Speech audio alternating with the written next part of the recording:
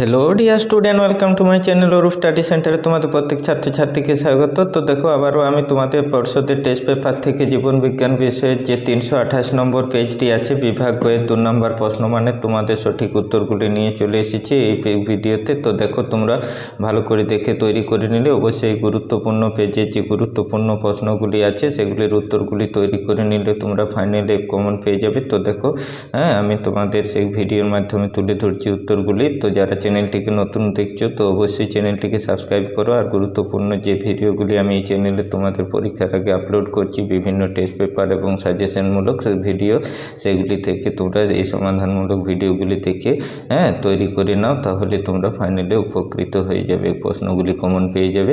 তো দেখো, তোমাদের 328 নম্বর পেজের বিভাগ বইয়ের গুরুত্বপূর্ণ প্রশ্নগুলি, সেই উত্তরগুলি আমি একটির পর একটি দেখিয়ে দিচ্ছি, তোমরা দেখে তৈরি করে নাও। তো দেখো, 3 একের প্রথম যে কোশ্চেনটি অন্ধবিন্দু পিতবিন্দু কি, তো দেখো সেই উত্তরটি সুন্দর করে দেওয়া হয়েছে, এটি দেখে তোমরা তৈরি করে নাও। দ্বিতীয় কোশ্চেন দেখো, কোনো এক ব্যক্তির দুর্ঘটনায় মস্তিষ্কের সুষুম্না শীর্ষক অঞ্চলটি ক্ষতিগ্রস্ত হলে যে যে কাজ ব্যাহত হয় তার একটি তালিকা প্রস্তুত করো। তো এইভাবে দেখো সেই তালিকাগুলি প্রস্তুত করা আছে, তোমরা লিখলেই 2 নম্বর পেয়ে যাবে।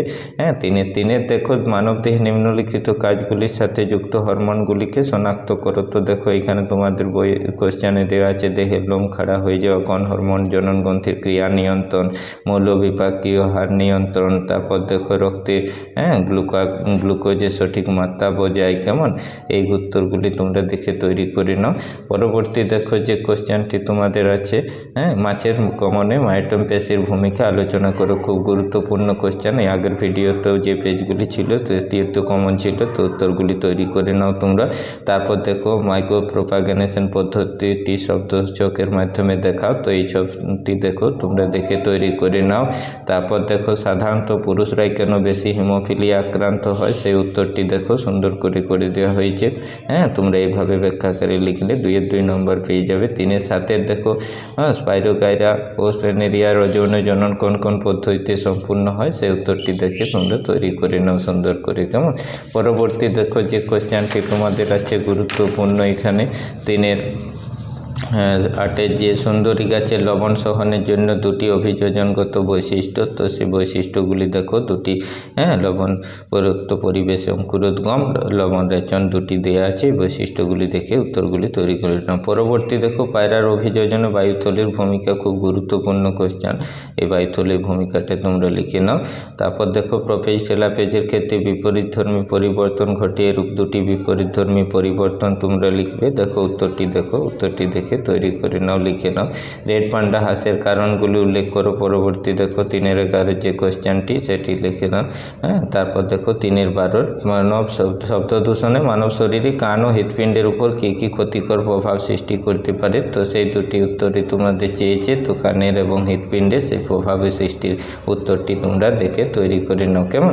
এবার দেখো, পরবর্তী যে কোশ্চেনটি তোমাদের আছে এখানে 13 দাগে, সুন্দরবন অঞ্চলে কৃষি জমিতে সমুদ্রের জল ঢুকে গেলে আর চাষ করা যায় না কেন, তো দেখো সেই কারণগুলি এখানে 2টি দেওয়া আছে 2 নম্বরের জন্য সঠিক উত্তরে, তো তোমরা এগুলি করে তৈরি করে নাও। 14 দাগে দেখো, সংরক্ষণে যে এফএমের যেটা তোমার যে গুরুত্বটি, সেই গুরুত্ব আগের কোশ্চেনের ভিডিওতে ছিল, তো এগুলি তোমাদের খুব ইম্পর্টেন্ট, প্রত্যেকটি পেজের মধ্যে পাচ্ছি, অবশ্যই তোমাদের ফাইনালে আসার চান্স আছে, ভালো করে দেখে তৈরি করে নাও, এগুলি থেকে তোমরা কমন পেয়ে যাবে। আমি ওই জন্য গুরুত্বপূর্ণ পেজগুলি থেকেই তোমাদের ভিডিওর মাধ্যমে বাছাই করে তুলে ধরছি, তোমরা দেখে তৈরি করে নিলে খুবই উপকৃত হবে ফাইনালে। তো দেখো, সেই কোশ্চেনটি আমি তোমাদের উত্তর দেখিয়ে দিলাম। থ্যালাসেমিয়া আক্রান্ত ব্যক্তির যকৃৎ প্লীহা অন্তঃক্ষরা গ্রন্থি আর বেশিতে কী কী পরিবর্তন দেখা যায়, সেই উত্তরগুলি দেখো 3টি পরপর করা আছে, দেখে তৈরি করে নিলেই তোমাদের উত্তরটি সঠিক হবে, কেমন।